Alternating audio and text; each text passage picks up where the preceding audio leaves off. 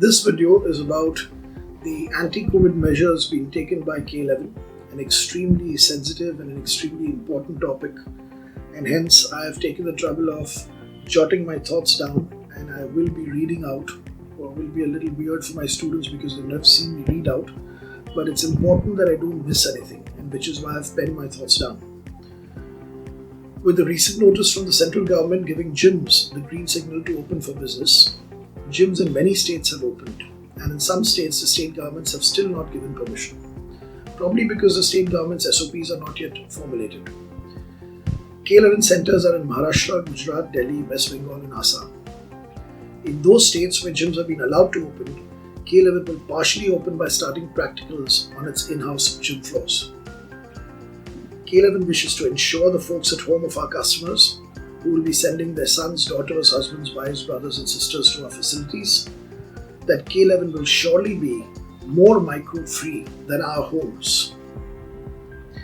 To keep up to this tall claim that I'm making, K11 will have to not only follow the SOPs laid down by the state governments, but also go beyond. K11 will have the standard body temperature checks at the entrance, social distancing markings, entry restricted only to people wearing appropriate masks and shields, face shields compulsory for all K11 staff including mask trainers, hand sanitization made compulsory at the main entrance and at all entry points to gym floors and washrooms, hand sanitization for staff at a set frequency of an hourly basis, sanitization of all surfaces. Even these measures will be executed with a level of strictness usually not seen in most establishments. For instance, no exceptions will be made. Prospect students, staff alike will be asked to return if any of the conditions are not met. None of those standard measures will be done frivolously, and accuracy will be chased to its logical extent.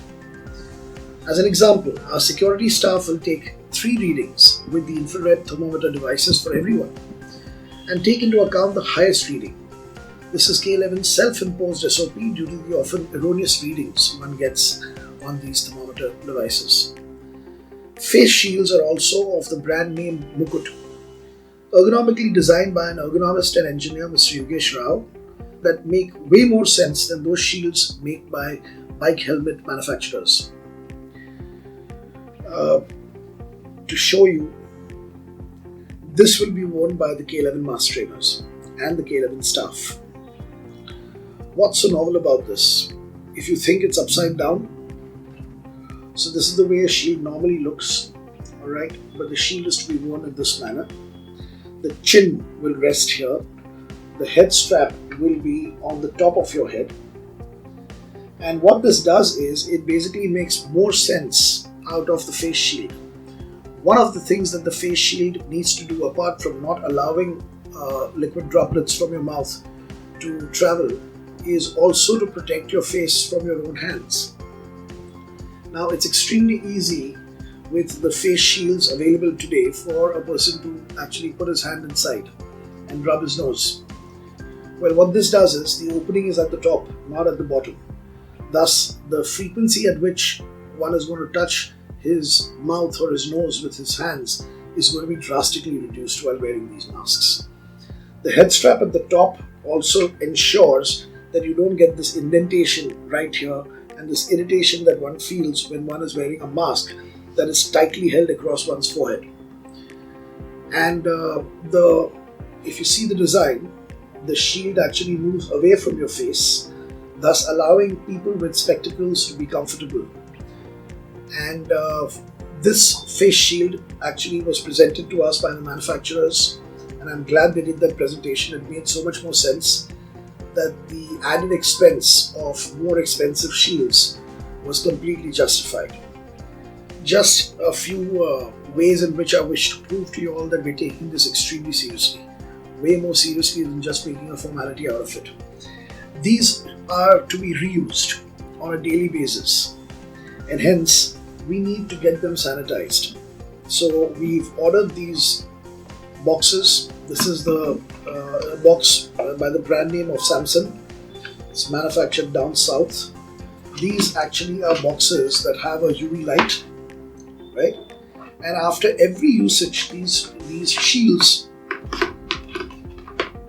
are going to be stored inside these boxes.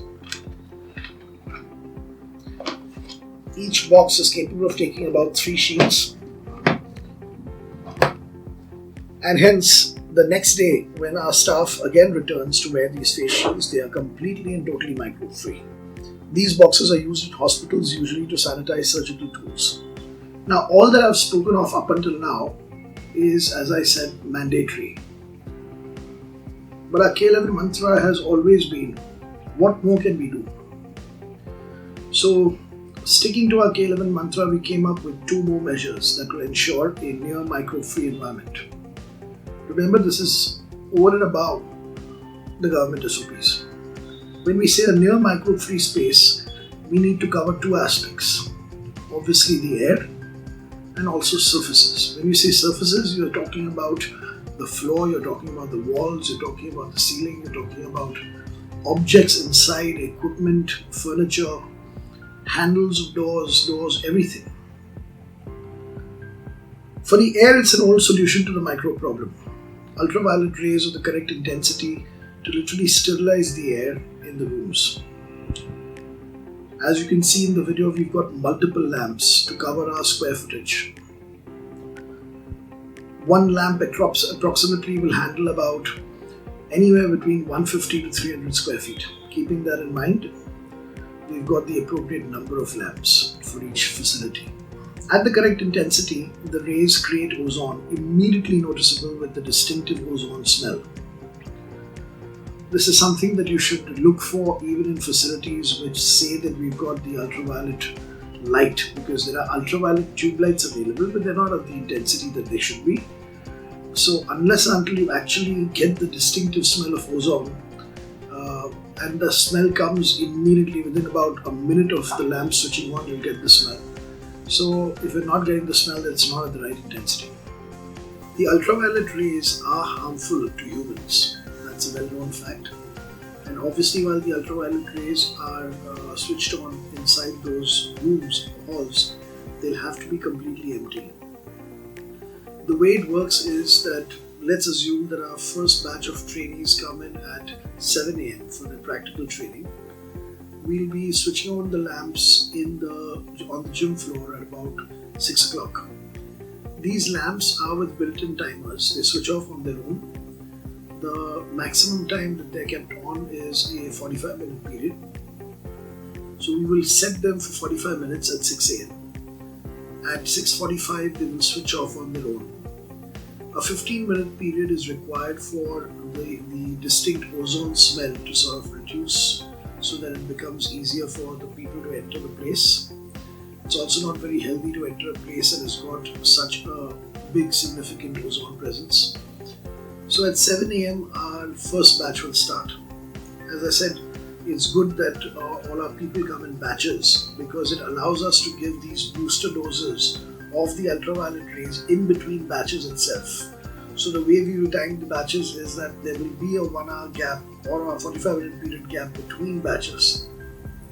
During that time, the premises will get the hall or the door will get locked after the devices are switched on.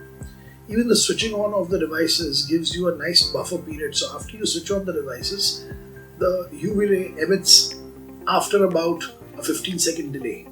So it allows the person who's switching on these lamps to move out of the room, and then the lights come on. For surfaces, we have chosen to go with a German nano surface coating treatment called Liquid Guard. It is government approved for being 99.99% effective against formite transmission. So formite transmission probability of the coronavirus family, and also of all types of viruses and bacteria.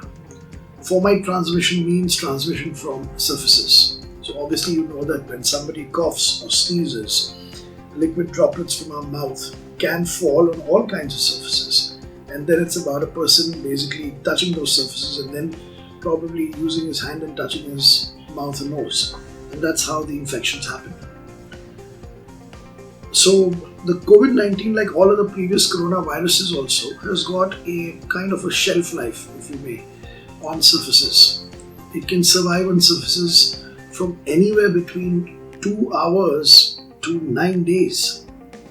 Now, obviously, this huge wide range of survival of the virus on surfaces will depend on external factors such as temperature, humidity, type of surface. By the way, K11 will abide by the mandate given by the government to maintain temperatures within our facilities to about 24.5 degrees Celsius. And this will ensure that the environment is not cold enough to unnecessarily extend the life of any microbe that could survive our stringent measures. The one-time cost of this nanotechnology spray is definitely worth it, as this nano coating creates surfaces on which viruses and bacteria of any kind are immediately destroyed on contact.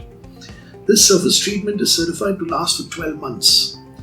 The Indian authorities have certified it for 6 months.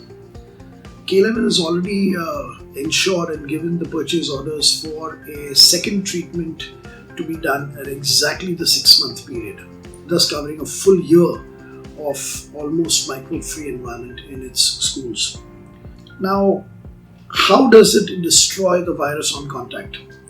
When I was given a rundown about the technology and the way it sort of deals with viruses and bacteria, all kinds of microbes, I was at least satisfied that the mechanism is more mechanical rather than biochemical.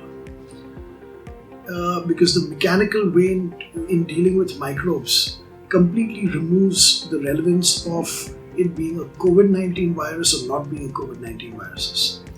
Because the surface actually is an extremely harsh surface for the body of the virus or the bacteria. Now remember, this is nanotech. So actually, if this nanotechnology spray were to be magnified, the spray basically will settle on all surfaces. So on the gym floor, it's going to settle on dumbbells, barbells, handles, lat pull down bars, on the guide rods, on your weight stacks. It's going to settle on everything. A Swiss ball, your benches. And if this surface, this coating that is going to form, if you really magnify it to a level at which it is visible, which will require immense amount of magnification. Remember, we're talking about nanotech, but what you would see is actually a spiked surface.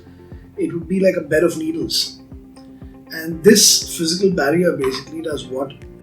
It impales, for want of a better word, it actually impales the microbes. So as the microbes fall in liquid droplets onto the surface, these nano needles, if you may, are going to basically puncture the microbes. They're going to puncture them and render them completely destroyed. And I was satisfied with the papers I read. In fact, that's another thing. All the certificates, all the papers that validate this technology, all the governments that have given the go-ahead for this technology is going to be presented and framed and put on the walls of all the K11 facilities. And we will present to you over social media as well. So as I said, the one-time cost is worth it because it takes care of 6 months. For instance, the other way of taking care of surfaces would be frequent sanitization. So we've all seen promotional films of facilities opening up where you see these people spraying. So I've seen salons do it. They spray the chairs and everything, including the scissors and everything, with sanitizer. And what they have is just a specialized canister that will spray over everything. But unless you're going to spray the sanitizer at a frequency of about 5 minutes and you're going to cover all surfaces, it's not really possible. A regularity of every 5 minutes is what I would be comfortable with saying that, all right, things are going to completely and totally be protected against any kind of fomite transmission. So keeping that in mind, this nano coating really made sense. It's something that is really going to work. It's something that is really going to protect you against fomite transmission, and hence we've gone ahead with that. We're K11, we're scientific, and thus we will keep you truly safe.